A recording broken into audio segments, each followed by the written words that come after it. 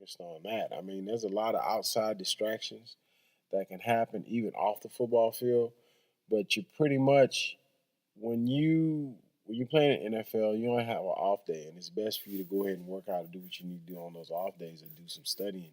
I mean, you have your free time, but really, when you're in the NFL, once you get there early in the morning, I mean, it's a full 8 hour day.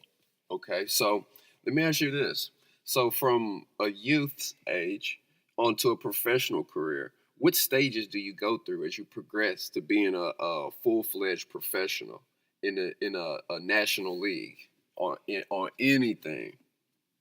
Well, first of all, you have to get to the point where you're in high school, and then if you're recruited, it doesn't matter where you recruited. I mean, it doesn't have. I mean, University of Miami is a great institution. I mean, they've put out great athletes, and I mean, we're very strong about that. It's all about the youth as far as the family, and I can only be real about that. But it doesn't matter. I mean, they look at talent all over the nation, so it could be a little school somewhere as long as somebody puts forth the effort. I mean, they're The shining effort. the effort to perform and to be a better athlete, a better person. I mean, that's going to shine. I mean, and people pick up on that also. So it's about uniting X amount of people to come together as a team and to produce a championship team. One person is not necessarily a champion. It takes a lot of people as far as you're dealing with an organization in order to Okay. become champions. So how do you think that an athlete's parent should behave toward coaches? I mean, that's the coach. So let the coach do his job. I What mean, if you see a coach in error? well, I mean, you can talk to the coach, but it's still not loud in front of everybody else. You can just talk to the coach to the side and discuss it personally with the coach. Okay, okay, okay. Discuss with the coach. What should be discussed with the coach? I mean, it's like Max and Josh. I mean, my sons, they play soccer and they were in the AAU, or I mean, they were also playing other soccer. And the coach in high school said, just please keep them here. And I did the whole 4 years they stayed in high school, and I mean, he had a son, and I called him and congratulated him. And I still, when they start soccer, I'll stop by the school and see all of the younger players underneath Max and Josh, and I'll still keep up with the team and see how they're doing. And Okay, if he needs my help, and I've already told him I'll come and talk to the team, okay, during the year, and no problem. okay.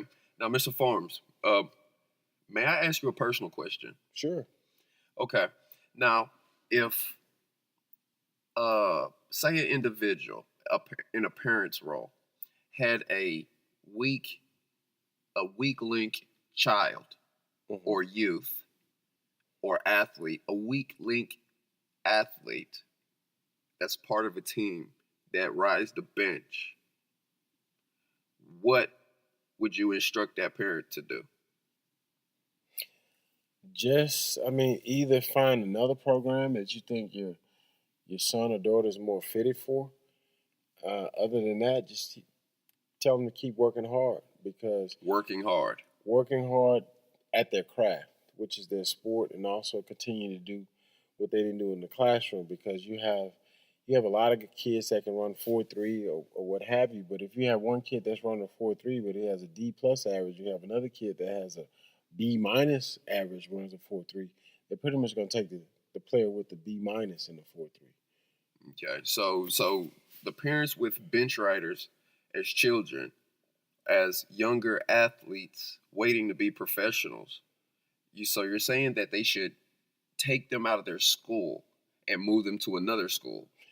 That's only if the situation they don't feel like they're being treated just within that school in a just manner. I But mean, come on, like seriously. Coaches have to manage a whole football team. they do. And coaches have to worry about championships more than the individual athletes. They do. I mean, but if it's still, it doesn't matter. If that kid is on the bench, that's fine. Somebody has to be a scout team, or somebody has to help whoever the first team is.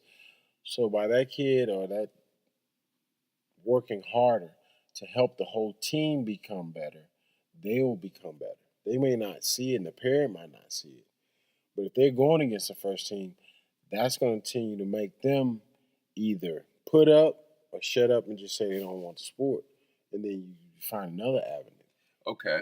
So the athlete, the youth as an athlete, riding the bench, not getting that much playing time, and aside of taking him out of that program and moving him to the school. So you're saying that with this, with your loved one that's involved in this program, a parent should do what? I mean, my my middle school I went to. I mean, it was a Vanguard school for education. We only won one game that year, but I still made all city. I mean, Okay, so did your father ever take you out and work you out on a personal, on your own time? no, I did that on my own. I did that on my own. He didn't So necessarily have initiative, to. yeah. So initiative is a big key. Yeah, I mean, as far as They have to want to play. yeah, some kids they want to hang out with everybody else. I'd be running, jogging around the neighborhood or doing something or doing drills in the front yard. I mean, instead of hanging out with a crowd that's not on the same path that Okay, I'm on. so what? Yeah. So what about the youths that want to hang out with the crowd? That's already, they're seeing these guys going to back and forth from school. I mean, come on, they can't get around it. I mean, they can get around it, but I guess they're not getting around it because they're obviously hanging with them. So that means they have to look at, is that person on the same path that you want to be? If they're not on the same path, you let that person go ahead and do what they do and stay focused on what you need to do as far as an individual in order to be successful in that sport or whatever trade that's a positive trade, hopefully, that you're trying to accomplish. Okay, so just to inform you, I'm sure that everyone do not have your dedication. Probably more than that has half your motivation.